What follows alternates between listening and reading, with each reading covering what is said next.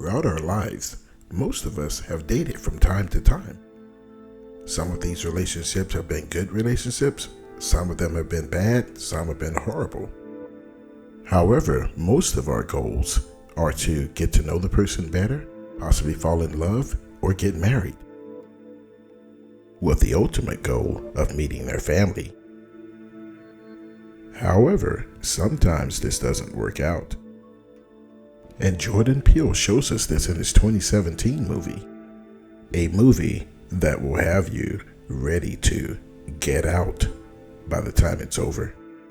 Just type Frank and Gina to subscribe to our channel. Let's do a movie recap on the movie Get Out. Left on Peacock.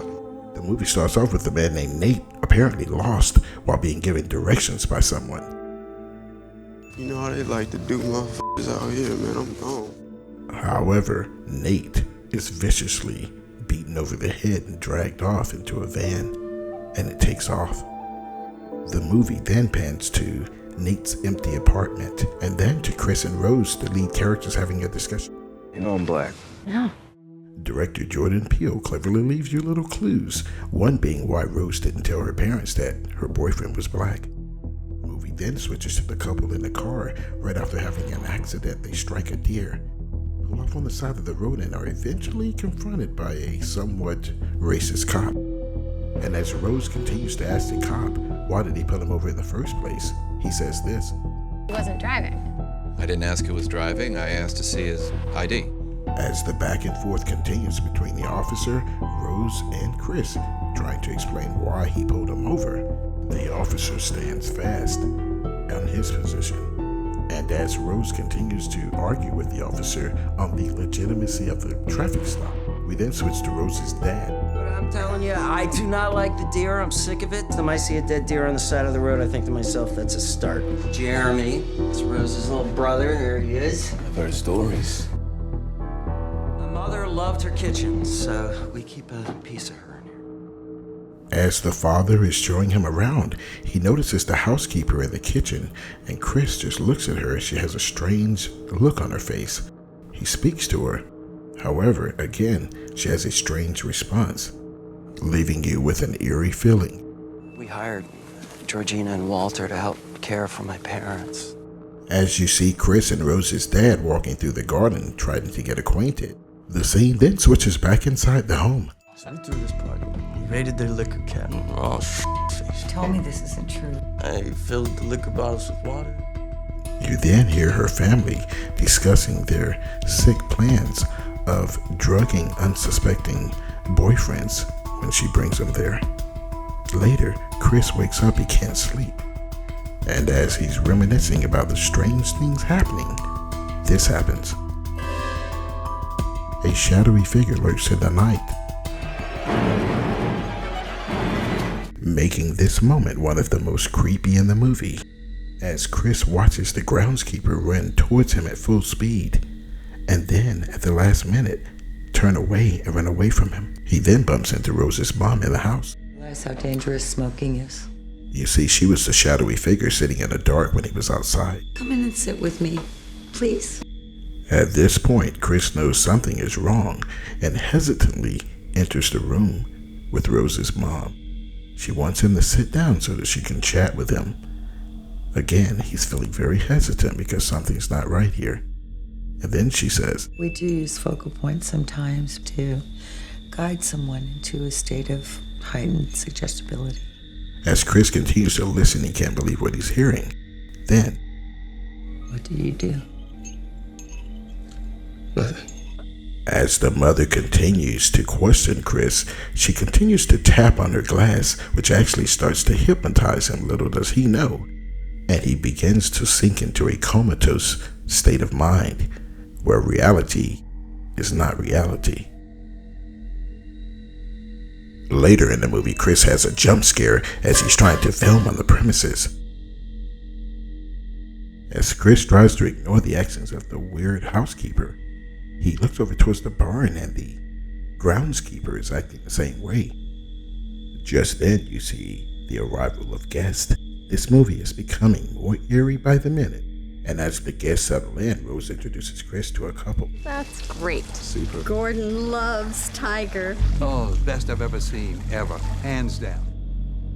And as one of the guests explains to Chris how he plays golf and his admiration for Tiger Woods. And just then you see an African American with his back turned. Remember Nate from the beginning of the movie? We'll come back to him later. This was just telling me how he felt much more comfortable with my being here.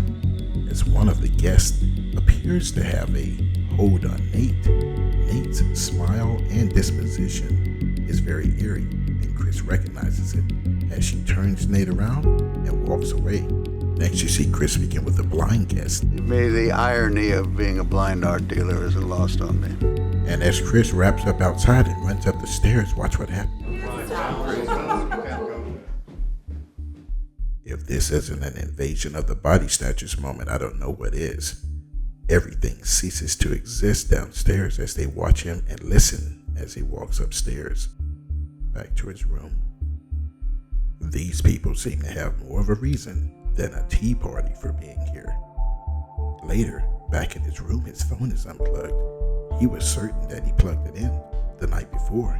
It's as if someone's trying to keep his phone from charging. As nightfall approached again, Chris again notices the next morning his phone was off charge again. Now he knows where he left it on charge the day before, and he confronts Rose about it. She unplugged my phone. He thinks the housekeeper did it, but his goofy buddy Rod has a different take. I think that mom is putting everybody in a trance and she f***ing the shit out of them. Not quite, Rod, but Chris then sees Nate with a different attitude. Get out! Get out! Apparently, after attempting to take a simple picture, Chris notices that the flash from the camera causes Nate to have a brief sense of reality, and he constantly tells Chris to get out. And as Chris repels Nate off of him, the same lady whose husband needs an operation pulls Nate back. This is gonna sound weird, but when he came at me, it felt like I knew him. As Chris is explaining to Rose what happened, her dad is having an auction, and guess who's on the menu? Chris. You see, these people aren't here to drink tea. They're here for a wider, sinister plot. You want to go without me? Whatever you want. And Rose is trying to reason with Chris while the auction continues. Her father's getting suitable bidders. Chris has no clue of his impending peril. You see, these people have been doing this for a long time. We gotta go right now. Let me go get my bag. Okay. As Chris starts to freak out, he tells Rose they have to go so he can notify the police something is strange going on in his home. He then decides to go through Rose's pictures and notices multiple pictures of African American men who Rose has been dating. And if they were here, why aren't they here? Now, Chris then rushes downstairs to try and grab Rose and tell her mom that they're leaving. Actually. Really? Why? Something wrong? No, there's nothing wrong, ma'am. But then Chris realizes that Rose is in on it and a fight begins. And there she goes with that teacup again. You see, this family has devised a way of using hypnosis to subdue their prey being African American men, to be used later in their unethical medical practices, to say the least. You then see Rod, Chris's best friend, who's been doing some extensive research himself on the family and one missing young man from their neighborhood who looks eerily familiar to the picture that Chris sent to him. You then see Chris in a special room built by this family that has both his arms and legs restrained and his head forced facing forward with a TV screen that comes on. And as Chris is force-fed a TV screen, Rod is at the police station. Rod, wait. From TSA? Yes, ma'am. You know all TSA issues should be brought up with their authorizing officer.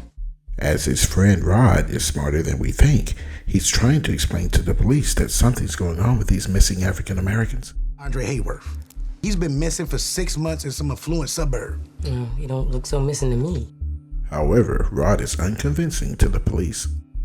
You'll be able to see and hear what your body is doing, but your existence will be as a passenger.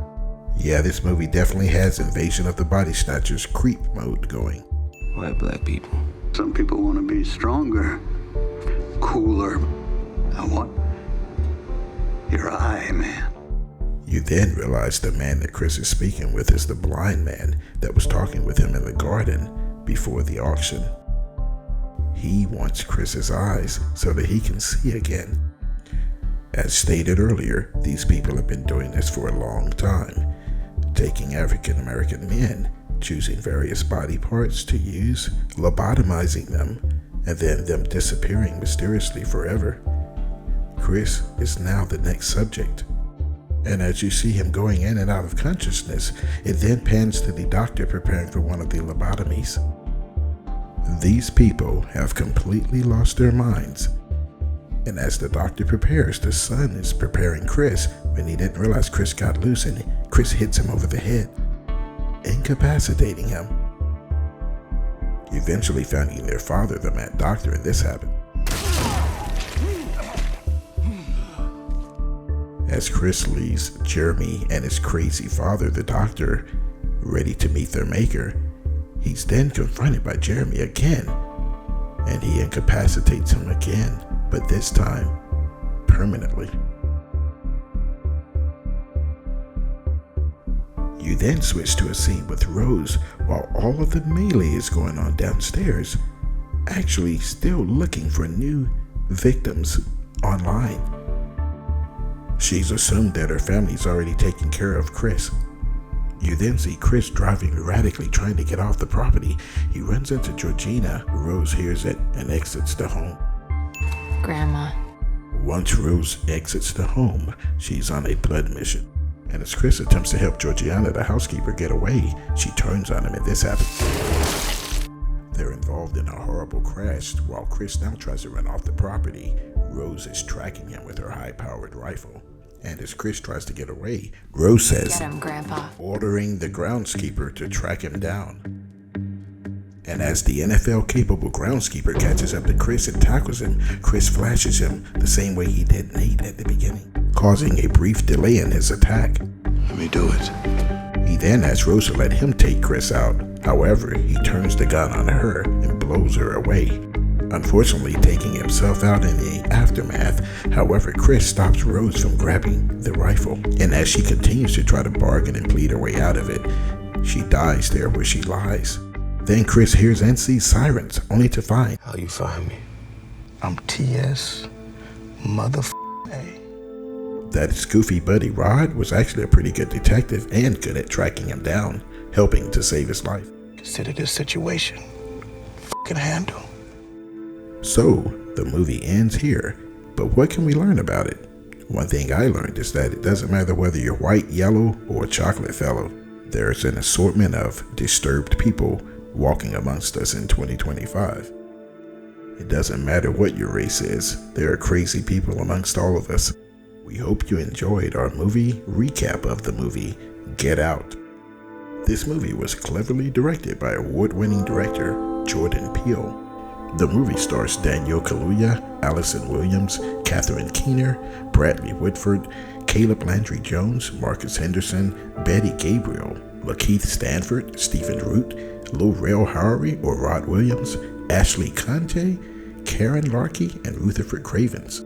Please like, share, and subscribe to Where in the World is Frank and Gina on YouTube. You can simply type in our first names to get to our YouTube channel. God bless.